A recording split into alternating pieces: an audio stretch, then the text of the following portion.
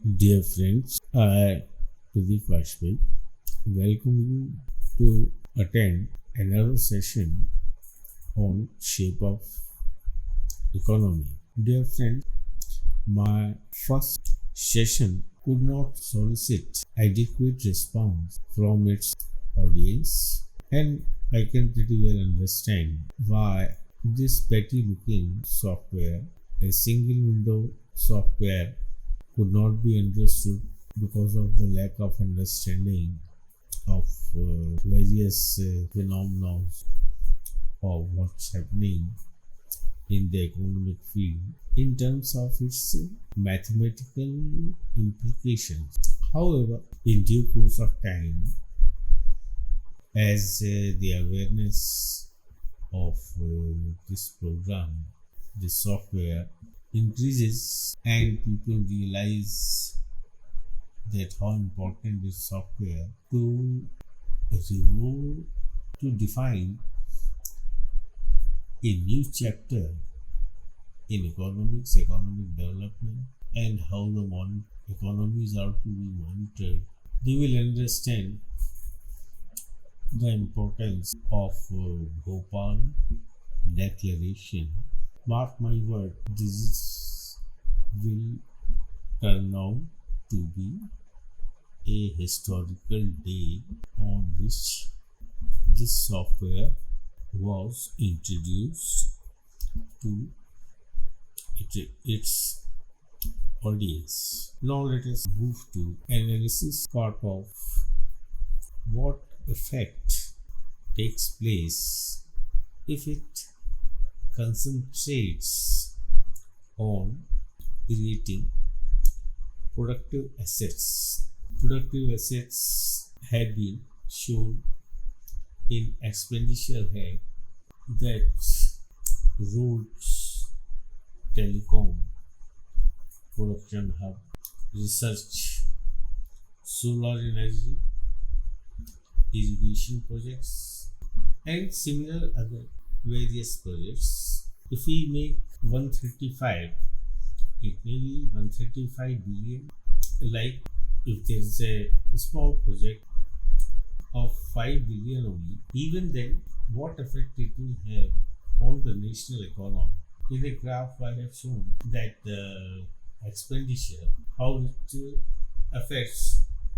If you want to analyze from this balancing triangle, you will understand the importance of balancing triangle. And if you want to see the normal graph, you will find that on the production axis, expenditure has taken place, and watch its interpretation by analyzing once again the balancing triangle. You see, first you mark of supply. If the productive activities increase, in that case, goods and services in terms of monetary value will increase 16.74%. It means it's going to increase the income of residents, citizens of that economy initially, because it will cause increase in demand. If the population gets more income, in that case the demand will increase for various products. The economic interpretation and justification is this. A better view you can have if you analyze the whole squares, that income is going to from 2000. You can see the income part is this area, and this is also because of the expenditure will cause income to. Now let us make a entry in the income part of it. You choose income, and I am just putting the same value over here, that 135, similar value by which the expenditure on productive activity, you can mark it here, that the expenditure was on productive activity 135, and 90% it says increase means that expenditure on productive activities. Now, by one click, the income has increased 22% immediately. By the click of button, you can see the effect, and it is all being shown with the help of a program which is performing mathematical calculations at the electronic speed. No other gadgets are used, no calculator is used, no spreadsheet is included, no database, and you can say no other graphs are used. This graph is drawn by mathematics and which has economic sense in it, economic message in it.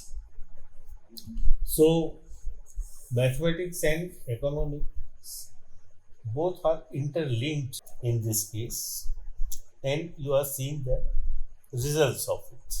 So, when the income has increased, naturally it will cause the consumption to grow. Now, you can make similar entry and you choose consumption. I am not going to enter and justify each details. I am giving you the interpretation in totality, because consumption may increase for daily needs like groceries, drinks, etc., or it may be used for purchase of car or scooter or furniture, or to buy a house property, or it may kept as a saving also, and other investment options are also available to consumers. But I am putting here the value of once again 135. Just click in a second.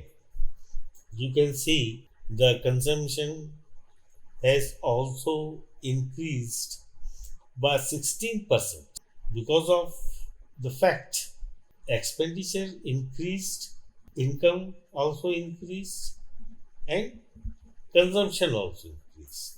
Now, once again, if you want to analyze from the demand and supply part of it, you can see the results here also, that this triangle of supply, goods and services are to be supplied.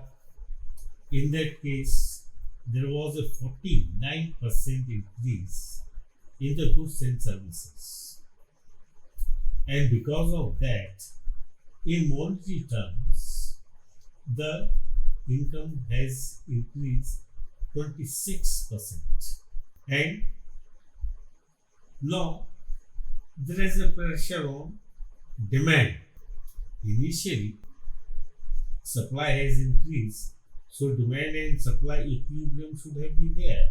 But demand is rather slow, but the physical availability of goods has increased due to monetary supply also. The physical availability of goods, the consumption of various items, which I have just illustrated a few minutes before, it has increased 26 or almost 27%, more than the monetary supply. If more money is chasing, it means the demand, the rates will decrease.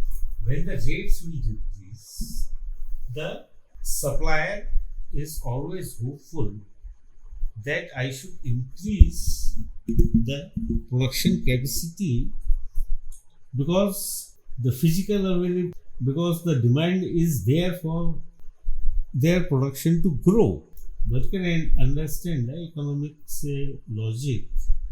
If the demand is more and supply is less, in that case, the scarcity of goods and services will cause the inflation, or scarcity of goods for consumption available to consumers.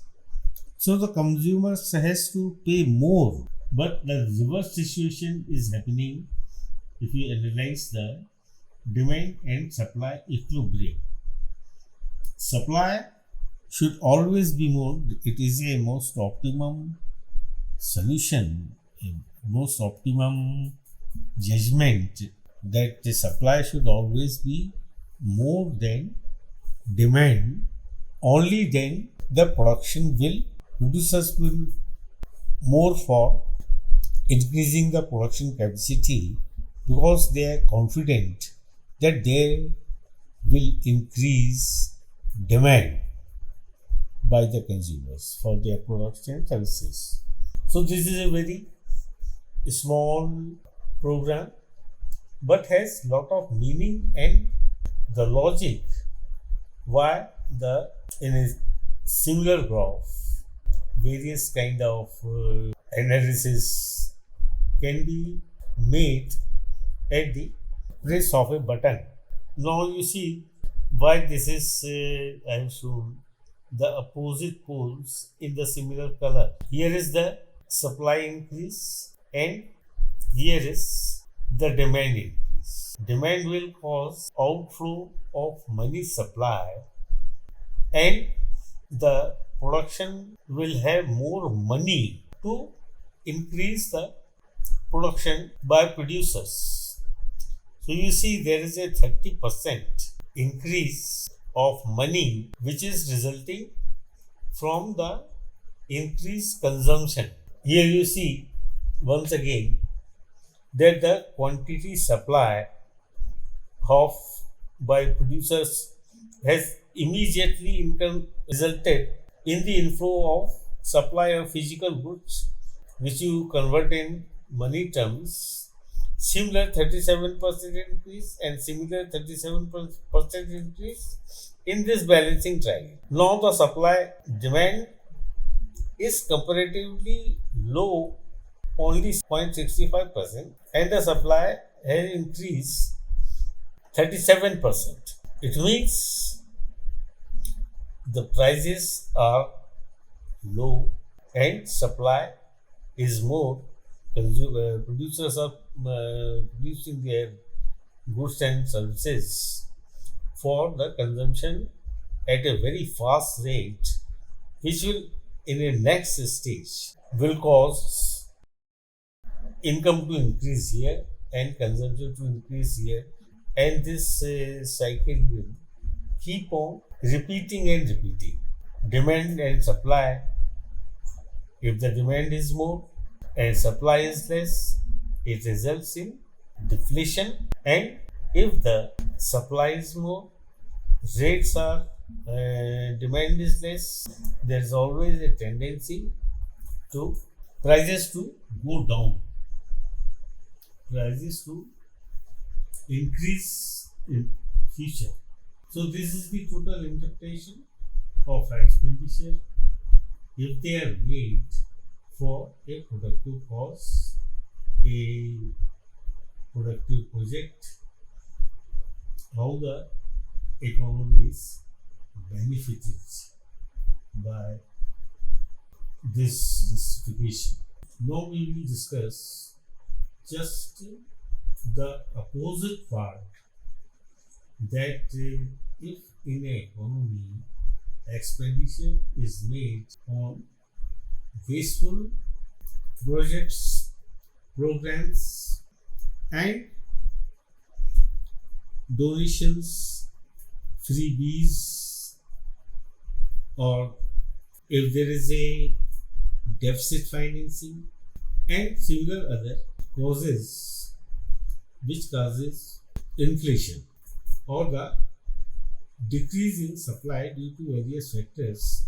It may be due to droughts or various kind of damages due to national calamities which cannot be controlled by any means, or spread of a virus like corona which almost stagnated world economy. So these kind of disasters apart, these are natural disasters and there are man-made economic disasters.